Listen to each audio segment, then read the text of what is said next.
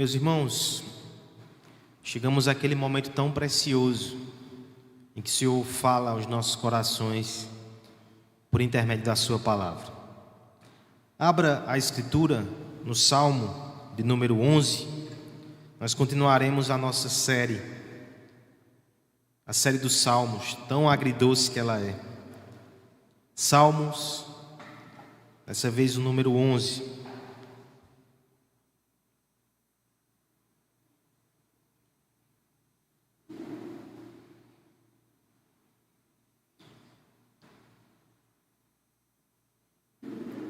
Leamos com atenção, com fé, com esperança a palavra de Deus.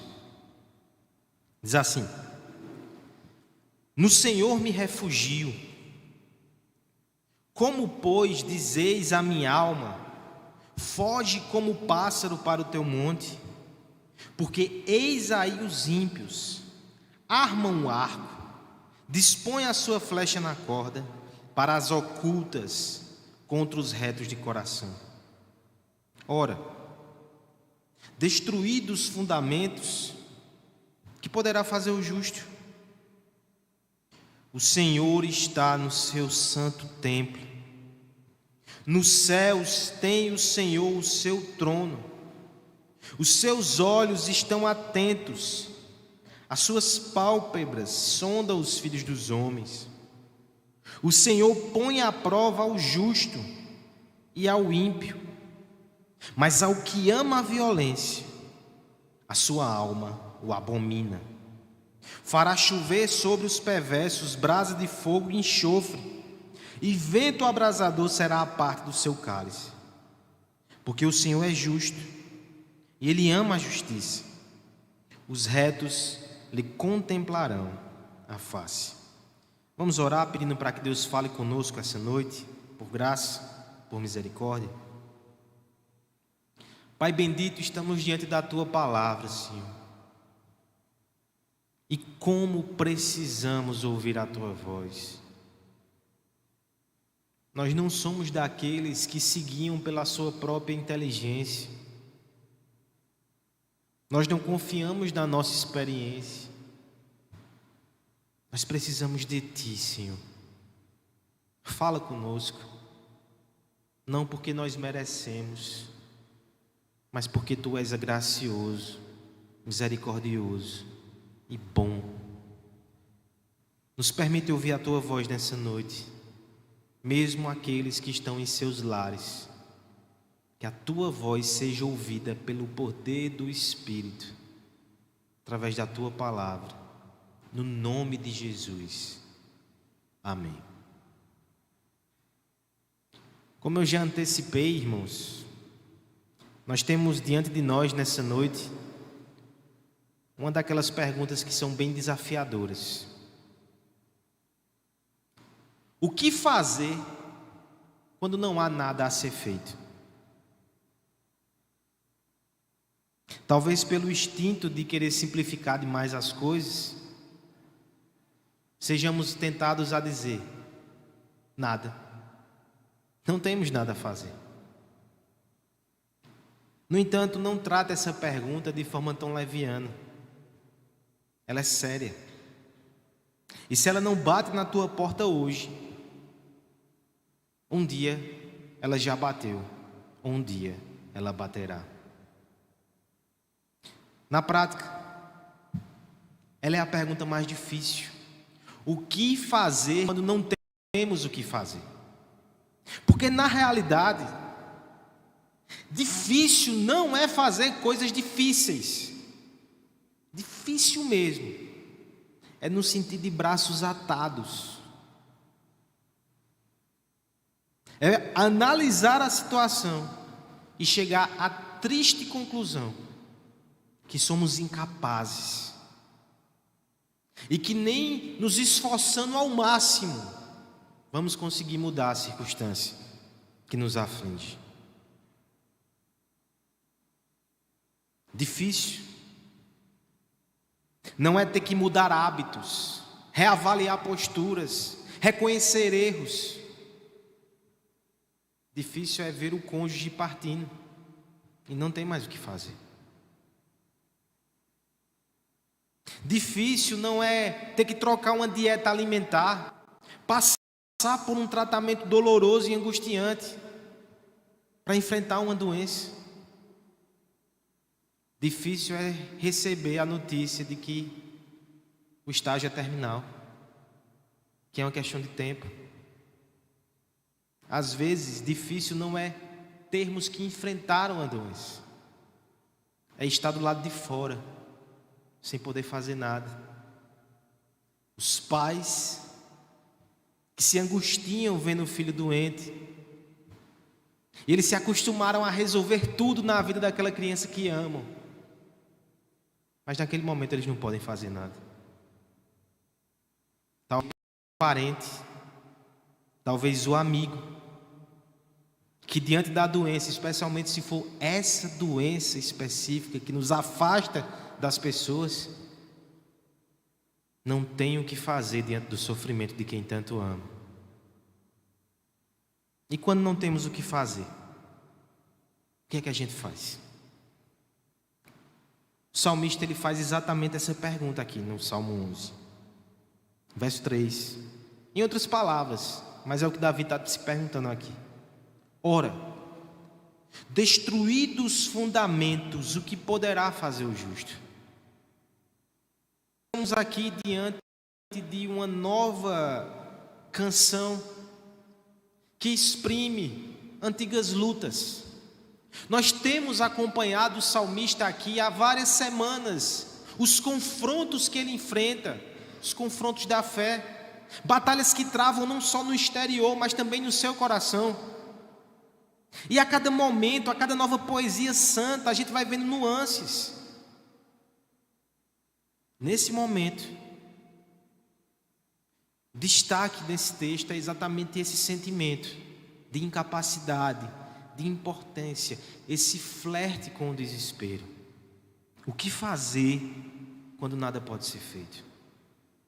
Antes de mergulhar nesse texto para obter a resposta inspirada, duas questões preliminares. A primeira delas, histórica.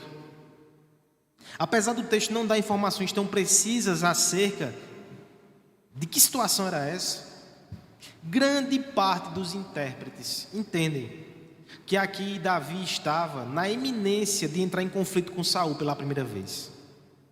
Ele ainda era um dos soldados e generais de Saul, mas o ciúme do rei começava a despontar, ameaças já começavam a borbulhar, Saul já começava a fazer coisas ímpias, e Davi, de repente, sentia que tudo desabava ao seu redor.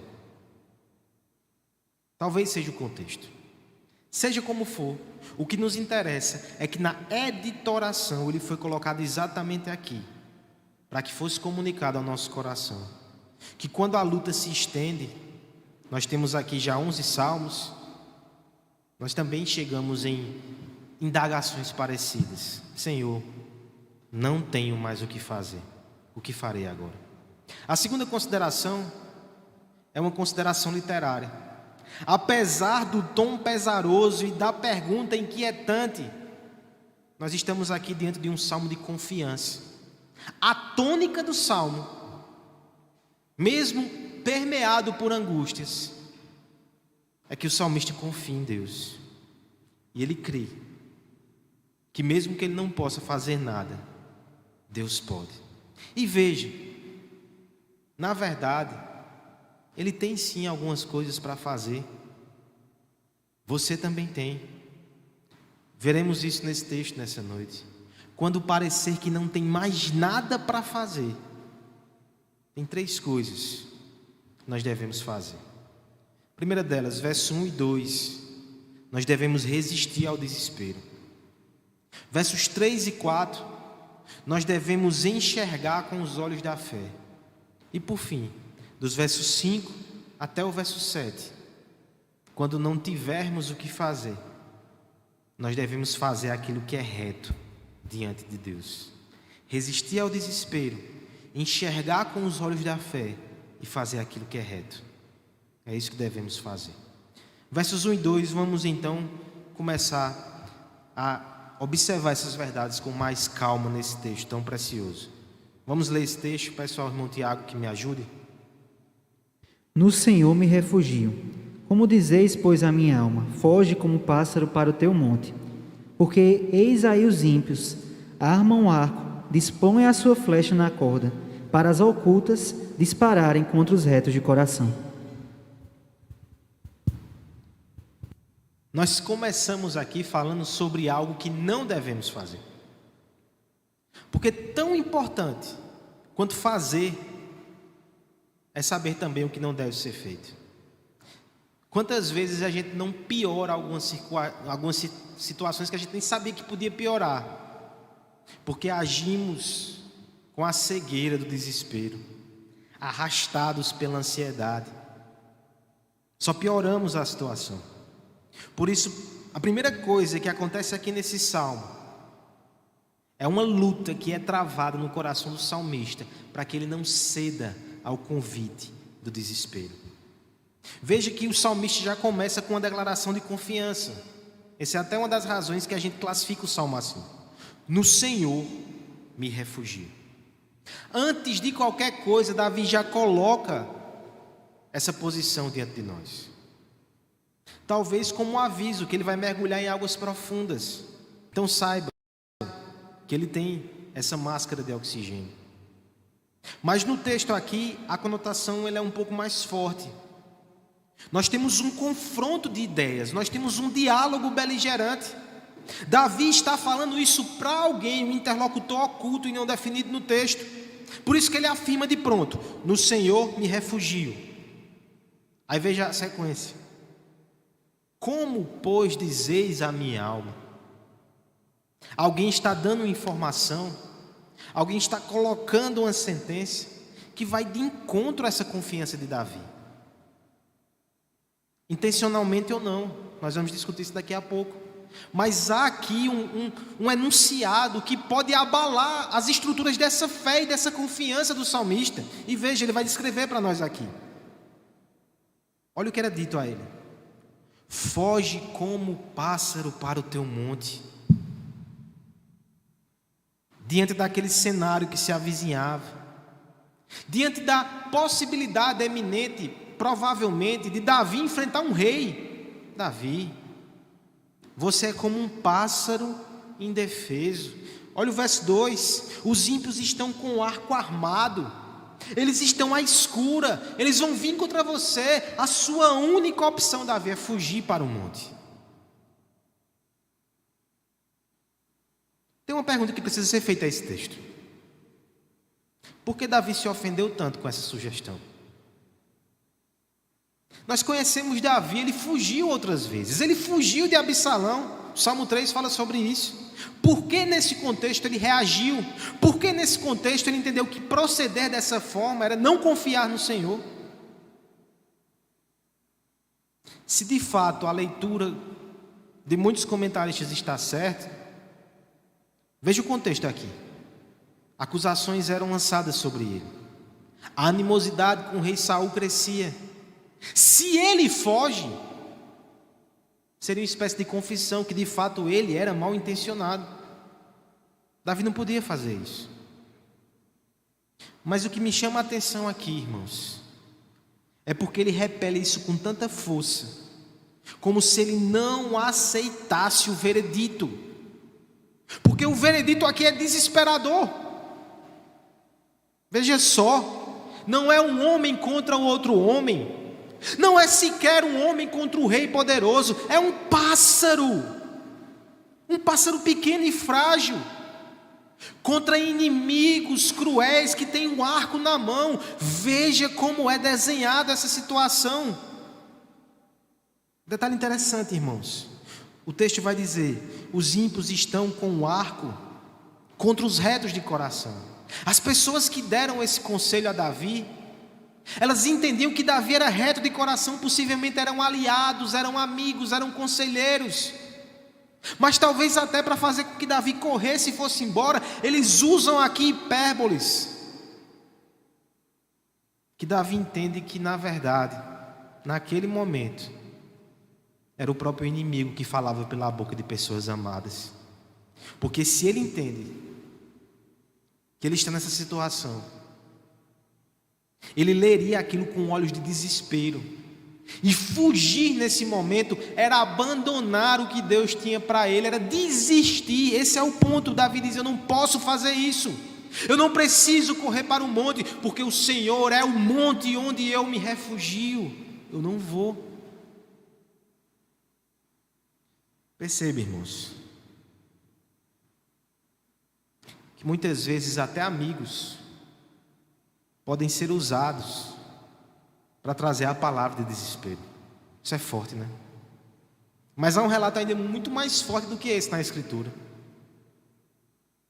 Pedro, amigo de Jesus Cristo, a determinada altura do Evangelho, ele traz palavras a Cristo para tentar consolar Jesus e dizer que ele não vai para a cruz, e Cristo repreende dizendo: arreda Satanás.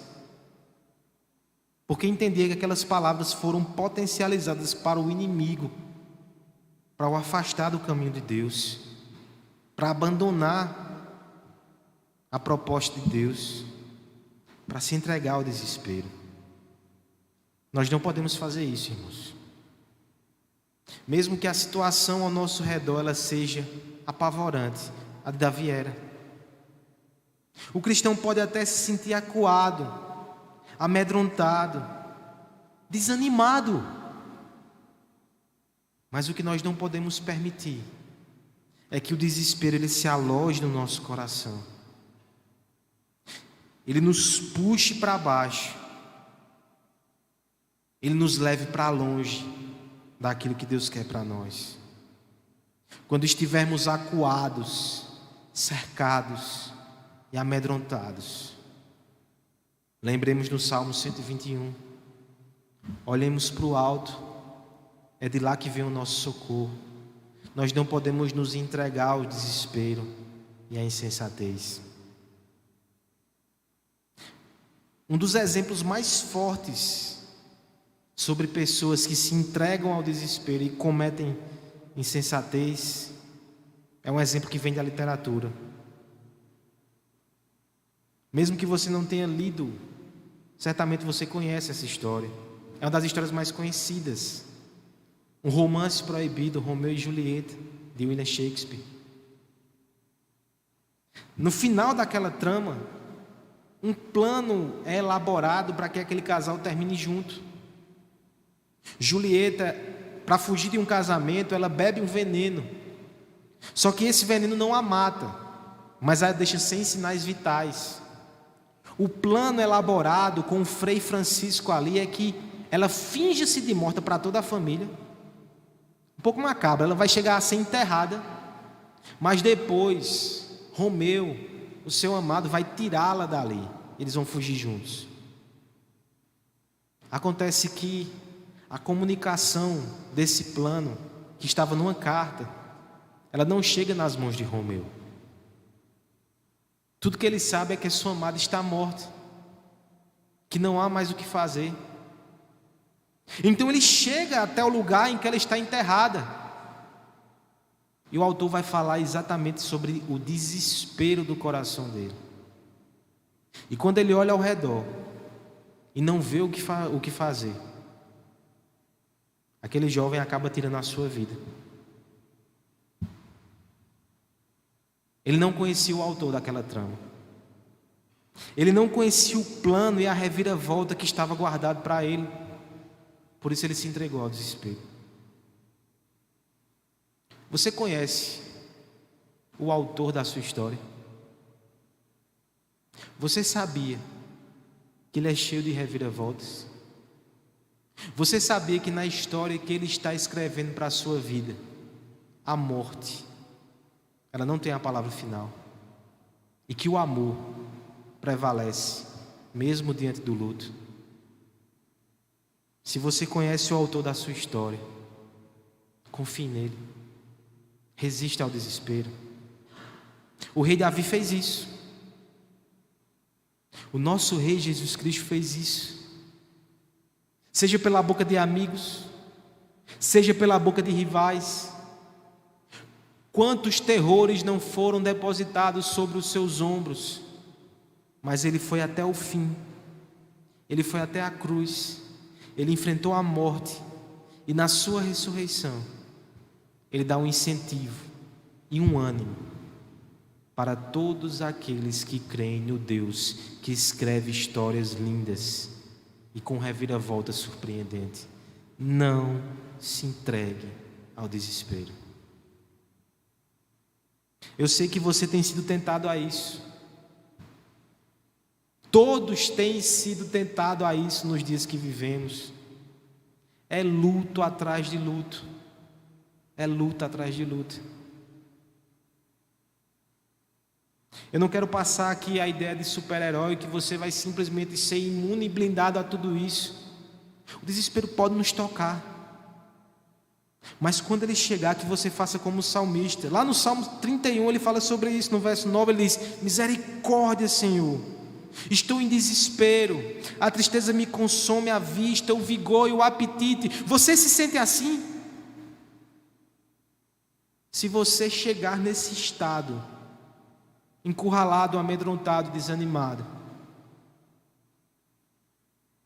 resista pela fé. Peça socorro a Deus. Se refugie no Senhor. O cristão, ele não está imune às ondas de desânimo que tentam sufocar a nossa esperança e levar a óbito a nossa fé, que é tão frágil. Todavia, nós estamos vacinados contra a apostasia final. Ainda que nós passemos pelo vale da sombra da morte, o Espírito Santo vem e nos empurra e nos faz passar por ele, porque ali não é o nosso lugar, nós estamos indo para o nosso eterno lar. Ainda que o vírus do desespero circule ao nosso redor,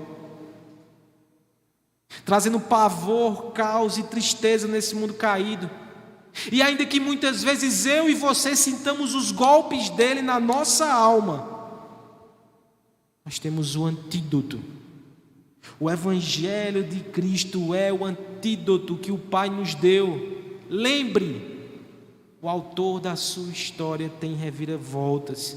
A cruz nos mostra isso. Refugie-se em Jesus Cristo. E quando você não tiver o que fazer, uma coisa você deve fazer: resista ao desespero e confie em Deus. Mas escute bem, se você não está em Cristo, você não tem esse refúgio, você não tem proteção contra o desespero. Corra para Jesus hoje. Faça isso hoje. O que fazer quando nós não temos o que fazer? Primeira coisa, resistir ao desespero. Segunda coisa, nós devemos enxergar com os olhos da fé. Versos 3 e versos 4. Mais uma vez peço a ajuda do irmão Tiago. Ora, destruídos os fundamentos, que poderá fazer o justo? O Senhor está no seu santo templo. Nos céus tem o Senhor o seu trono.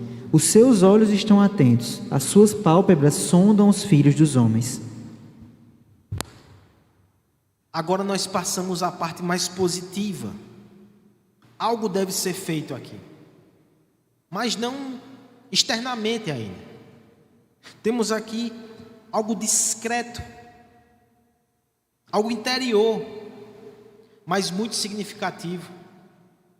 Nós precisamos, antes de tudo, ajustar as nossas lentes e aprender a enxergar espiritualmente o mundo que nos cerca. Irmãos, vocês não têm ideia de como Davi ele seria fulminado pelo desespero se ele se guiasse somente pela vista. Mas quantas vezes não é isso que a gente tenta fazer? Porque nós pensamos assim: quem ignora os fatos é lunático, quem minimiza os riscos é o irresponsável. No entanto, irmãos, essa não é toda a verdade.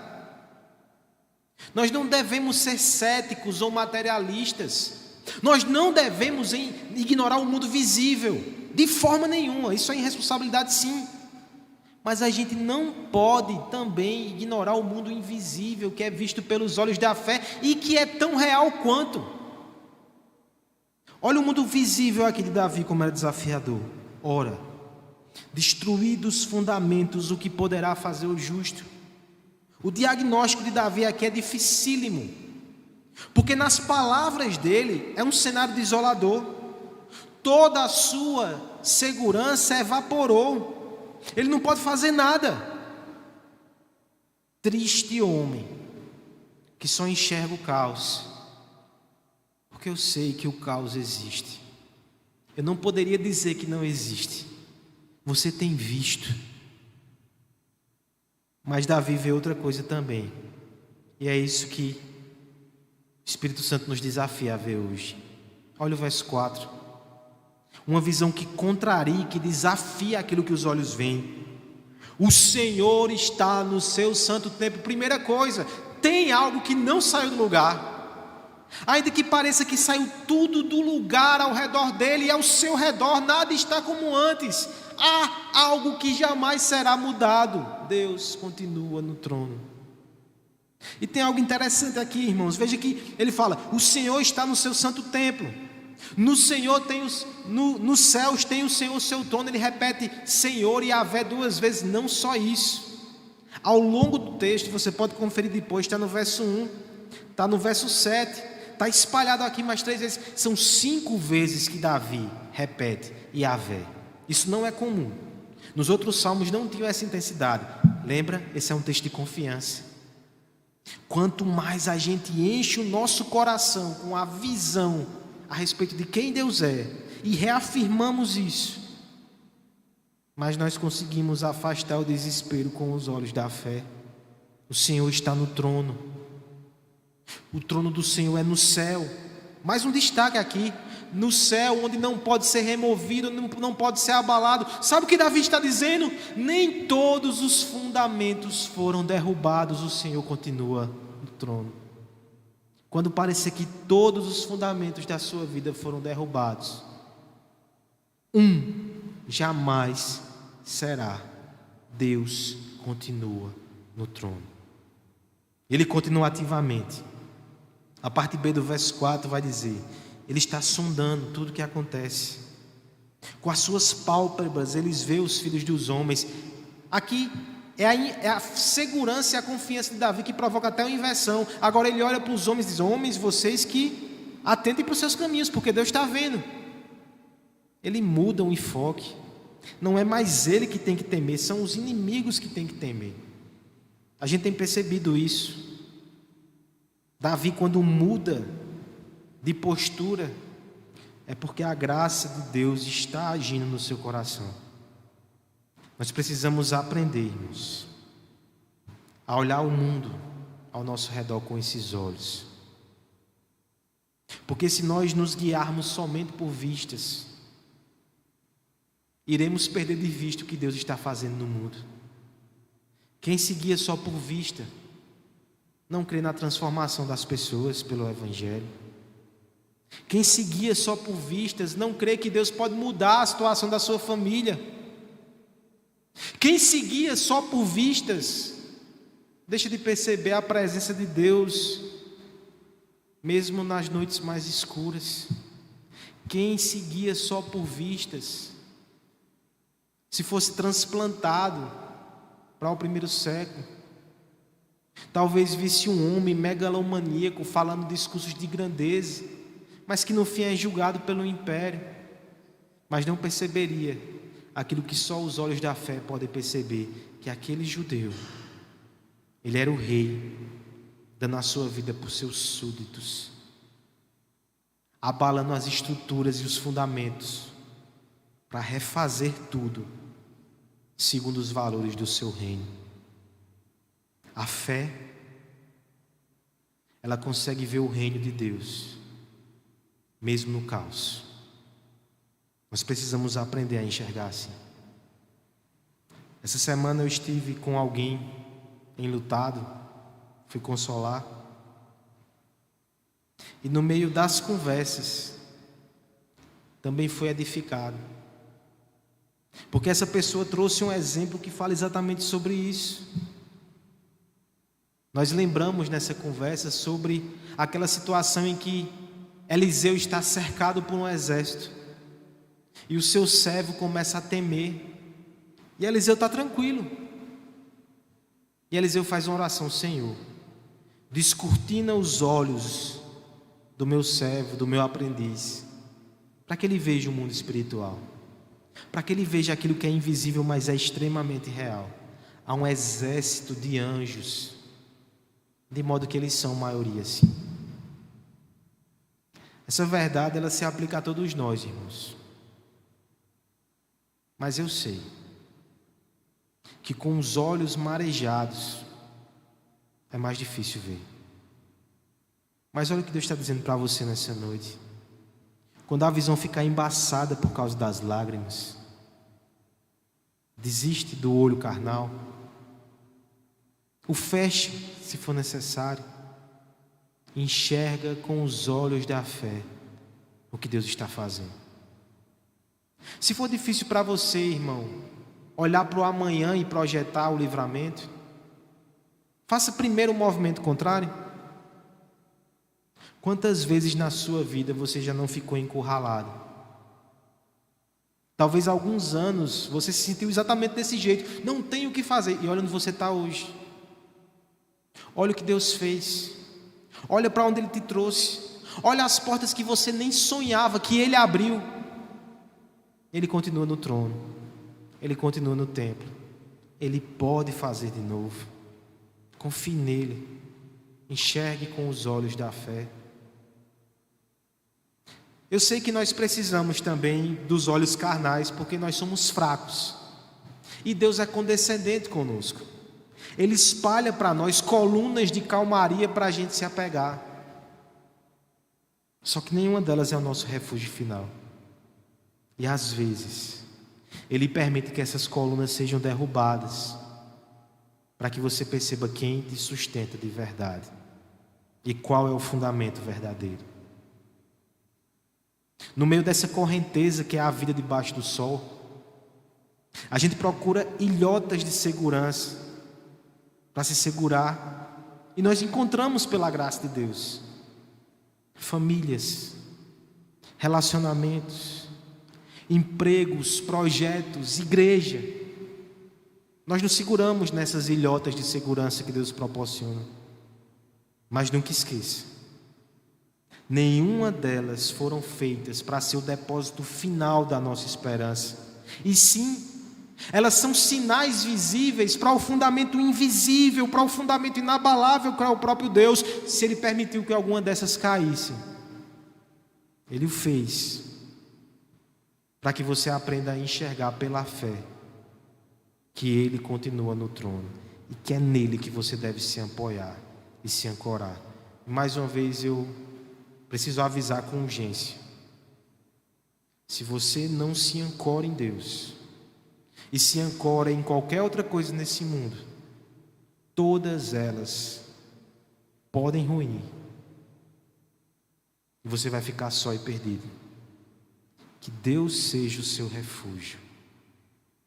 Enxergue pela fé o convite que o Evangelho te faz nessa noite e corra para Jesus Cristo.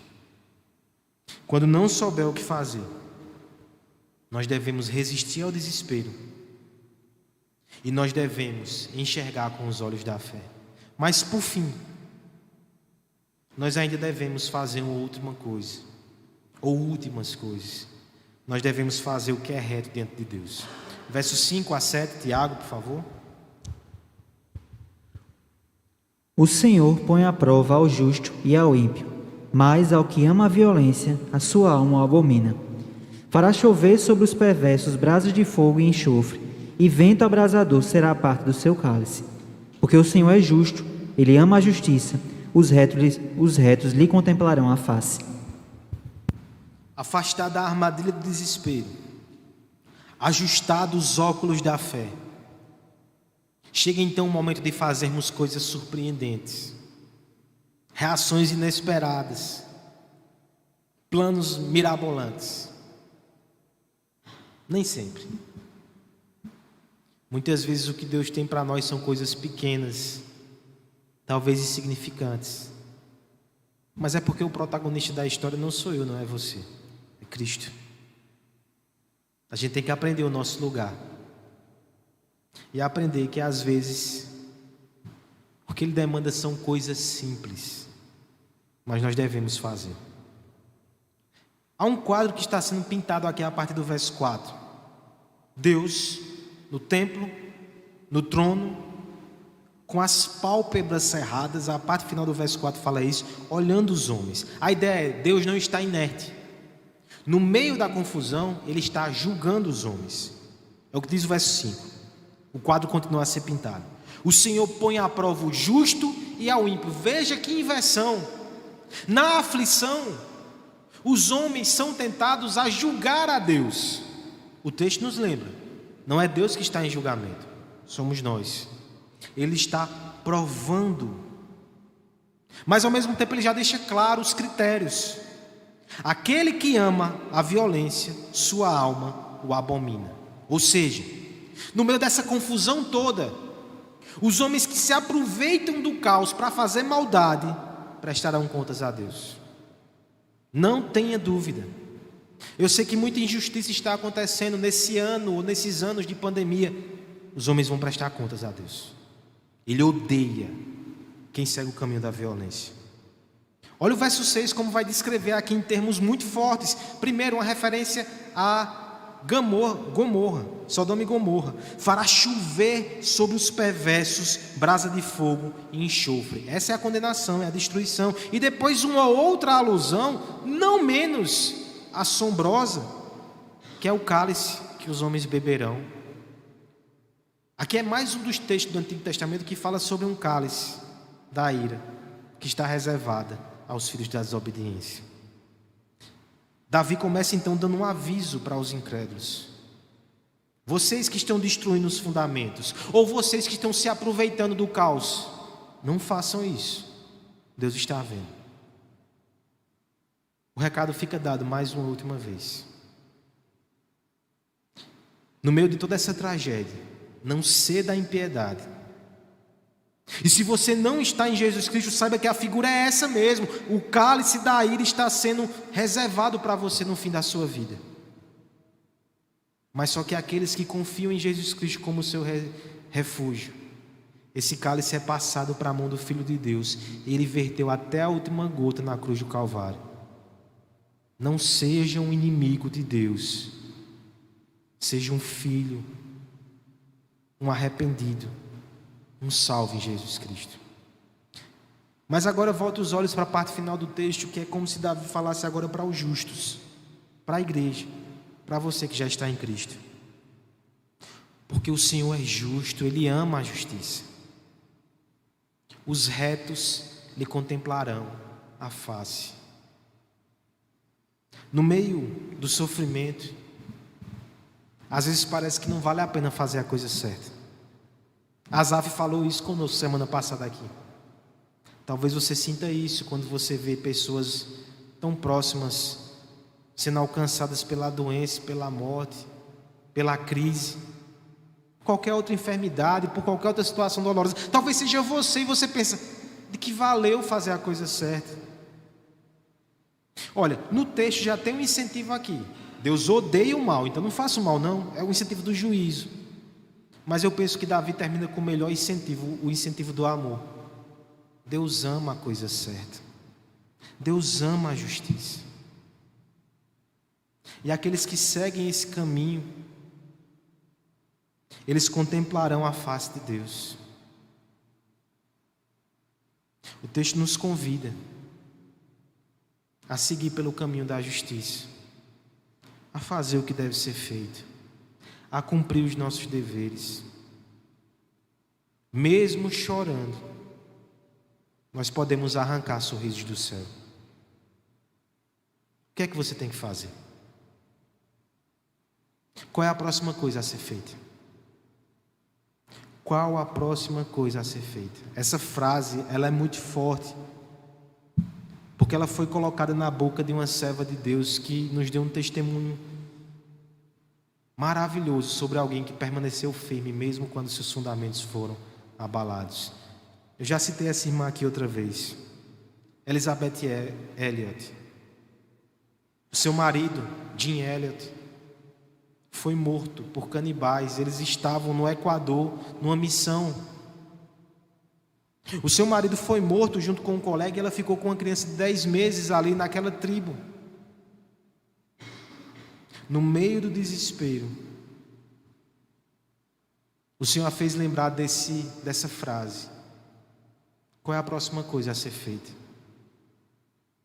É cuidar da criança, é supervisionar a missão, é discipular indígenas que se converteram, é continuar pregando o Evangelho. Qual é a próxima coisa a ser feita? É acordar, é levantar, é pregar para alguém, é fazer uma comida. É o quê? Qual é a próxima coisa a ser feita? E de próxima coisa em próxima coisa, ela foi caminhando, chorando. Mas um dia, ela terminou a sua jornada. E eu creio que essa irmã preciosa, ela contemplou a face sorridente de Deus para ela. E é isso que nós devemos fazer, irmãos. Diante do sofrimento e diante do caos, nós somos tentados a paralisar. Mas não faça isso. Continue, mesmo fazendo coisas simples. Continue sabendo que é Deus que tem o quadro completo. E se Ele te deu pequenas peças, é com elas que você deve lidar. Qual é a próxima coisa a ser feita? Mas nós não somos tentados somente a paralisar, nós somos tentados também a nos rebelar, às vezes só no coração. Ressentimento, murmuração, autocomiseração. Não faça isso. Aquele que um dia fez o seu filho derramar lágrimas de sangue por você, ele está comprometido com a sua felicidade. Não lance acusações contra ele. Confie nele e se pergunte: qual é a próxima coisa a fazer? Quando a escuridão se derramar ao seu redor, somente a palavra de Deus ela pode pavimentar um caminho de luz. Sigamos e brilhemos como Jesus. Mesmo chorando, arranque sorrisos do céu. Quando as lágrimas forem abundantes e a confusão se fizer presente, lembre de Deus que traz consolo, mas também traz firmeza e propósito. A retidão não é uma opção para quem é filho dele.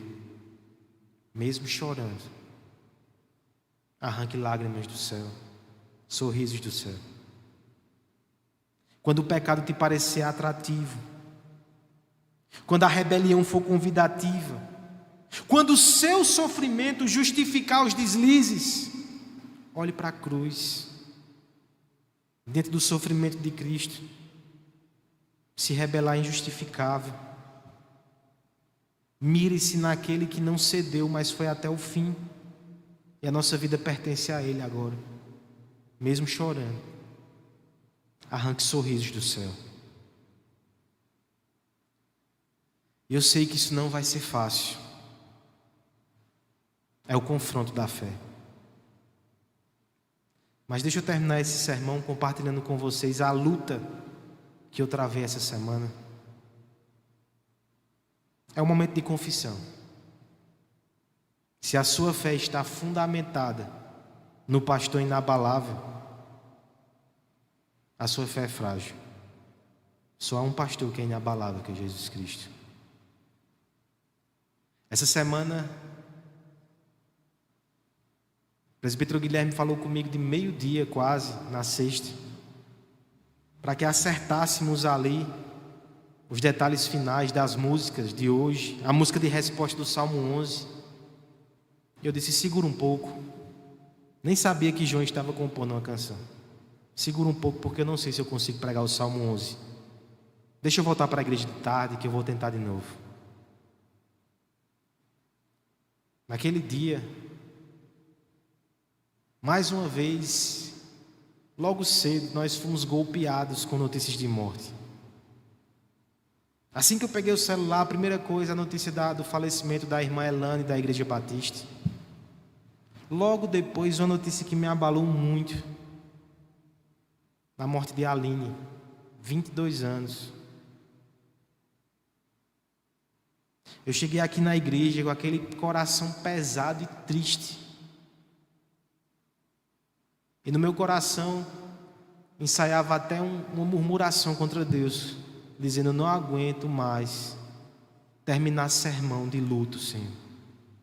Quantas e quantas sextas-feiras nesse ano eu não me encontro aqui com a Bíblia, a tela do computador e a vontade de chorar. Nessa sexta eu não queria pregar, irmãos. Eu não queria estar aqui. Eu me senti triste, cansado, desanimado e sem nada para dizer. Eu até liguei, mandei uma mensagem para a Letícia dizendo: vamos para um rodízio? Talvez ela nem entendeu o que eu queria naquele momento. Eu queria era fugir. O rodízio para mim representava a fuga. Desde o início da pandemia eu não tive esse prazer ainda. Então eu pensei: vou comer, vou fazer outra coisa, eu vou esquecer isso aqui. Depois eu pego algum sermão antigo, eu queria fugir. Mas Letícia disse: a comida já está no fogo. Que história é essa? Mal sabia ela que era a voz de Deus. Eu não podia fugir. Fui para casa, comi o feijão de Letícia, fui deitar um pouco, chorei escondido, porque eu sou orgulhoso, e orei. Depois de um cochilinho pequeno, Deus falou comigo. Eu devia voltar para o Salmo 11, mas eu devia recomeçar. Na quinta-feira de noite a gente teve um aconselhamento com uma pessoa enlutada, e essa pergunta ficou martelando no meu coração, que ela fez. Ela indagou: e quando eu não tenho o que fazer, pastor? Mas o sermão seguia em outra direção. Ele era mais frio. Ele falaria sobre os fundamentos da fé. Mas a pergunta começou a vir no meu coração, porque na sexta eu me senti como aquela irmã. Eu não tenho o que fazer. Se eu não estou conseguindo comunicar esperança nem para mim, como é que eu vou comunicar para os meus irmãos? Comecei quase do zero de novo na sexta de tarde. Mas o Senhor me mostrou naquele dia que ceder ao desespero não é uma opção. A gente não pode se entregar. A gente não pode se render, porque nós conhecemos o autor da nossa história. Ele estava presente comigo. Ele estava no trono. E Ele me fez fazer um sermão novo na sexta de tarde para o sábado de manhã. Os olhos incrédulos do pastor metódico não aceitariam isso em outro contexto. Mas a gente tem que aprender a enxergar com os olhos da fé. No fim, eu não posso resolver tudo. Eu não posso arrancar o sofrimento da minha igreja. Mas a igreja não é minha. É de Deus. Ele pode e Ele vai fazer. Eu não posso lidar com o problema da morte. Eu só posso apontar para aquele que venceu a morte. Eu não posso afastar essa doença que fere tanto o nosso coração. Eu só posso ajudar a afastar o desespero do coração com o Evangelho. É só isso. Mas é a próxima coisa a ser feita.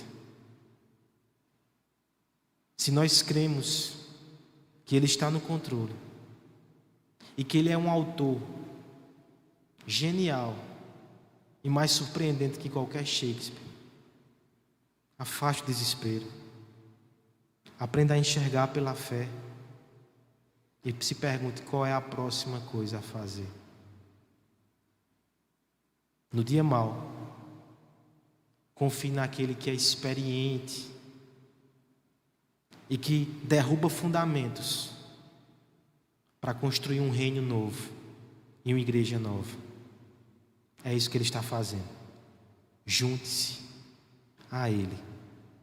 Porque tem horas que a gente não sabe o que fazer, mas a gente ouve a voz de Cristo que diz: tudo está feito, tudo está consumado. Siga-me e você verá. Mesmo chorando, o sorriso do céu está guardado para você. Convido você nesse instante a orar. E logo depois nós iremos cantar uma canção que nosso irmão João fez, baseado nesse texto tão precioso. Ore, pedindo fé, pedindo esperança. Ore por aqueles que estão desanimados e enlutados hoje. Ore para que Jesus Cristo nos ajude a cumprir os nossos deveres, confiando nele.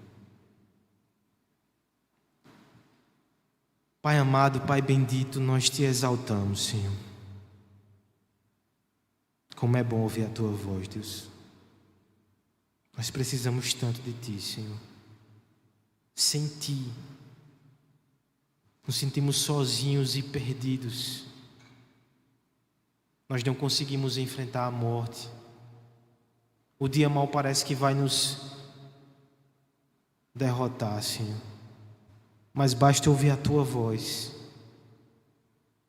para que o nosso coração seja tomado por ânimo mais uma vez. Fortalece a nossa fé, fortalece a nossa esperança, nos dá alegria mesmo no meio das provações e das tristezas. Nos ajuda, Senhor, a te honrar mesmo quando o coração está dolorido. Nos ajuda a fazer a coisa certa. Nos ajuda a seguir o teu caminho, para a tua glória. Colocamos diante de ti todos os enlutados e os aflitos e os desanimados. Provoca uma reviravolta nesses corações, como só tu sabes fazer. Faz isso, Pai. Faz isso por graça. Em nome de Jesus. Amém.